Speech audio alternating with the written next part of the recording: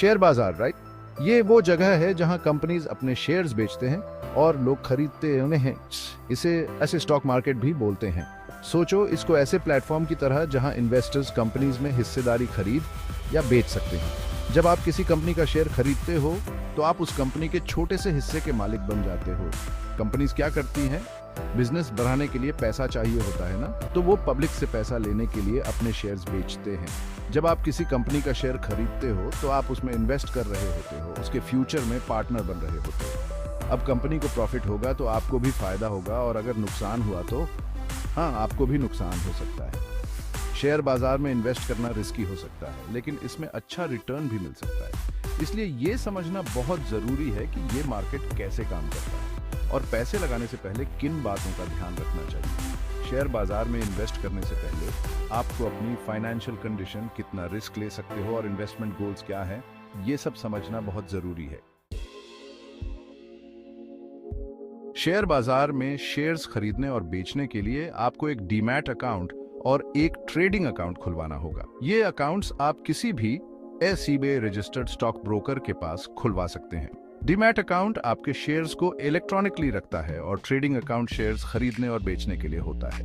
एक बार अकाउंट खुल जाने के बाद आप अपने ब्रोकर के ऑनलाइन प्लेटफॉर्म या मोबाइल ऐप के थ्रू शेयर्स खरीद और बेच सकते हैं।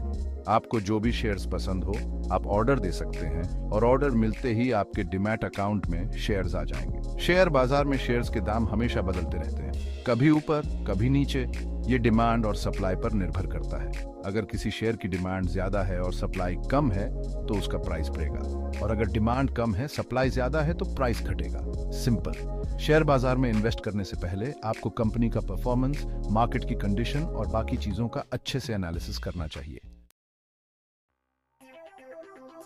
शेयर बाजार दो तरह के होते हैं, प्राइमरी मार्केट और सेकेंडरी मार्केट। प्राइमरी मार्केट वो जगह होती है जहां कंपनीज पहली बार अपने शेयर्स पब्लिक को ऑफर करते हैं। इसे IPO यानी इनिशियल पब्लिक ऑफरिंग भी कहते हैं। IPO के थ्रू कंपनीज अपने बिजनेस को बढ़ाने के लिए पब्लिक से पैसा इकट्ठा करते हैं। सेकेंडरी मार्केट वो जगह होती है जहां इन्वेस्टर्स पहले से जारी किए गए शेयर्स को खरीदते और बेचते हैं। यहाँ पर ज्यादातर शेयर बाजार की एक्टिविटीज होती हैं। सेकेंडरी मार्केट में शेयर्स का लेन देन इन्वेस्टर्स के बीच होता है, कंपनी के साथ नहीं। प्राइमरी मार्केट में इन्वेस्ट करने का मतलब है कि आप सीधे कंपनी से शेयर्स खरीद रहे हैं, जबकि सेकेंडरी मार्केट में आप किसी और इन्वेस्टर से शेयर्स खरीद रहे हैं। स्टॉक एक्सचेंज वो प्लेटफॉर्म्स होते हैं जहां शेयर्स का कारोबार होता है। इंडिया में दो मेन स्टॉक एक्सचेंजेस हैं, बॉम्बे स्टॉक एक्सचेंज BSE और national stock exchange NSE। BSE Asia का सबसे पुराना स्टॉक एक्सचेंज है। इसकी स्थापना 1875 में हुई थी। NSE इंडिया का सबसे बड़ा स्टॉक एक्सचेंज है।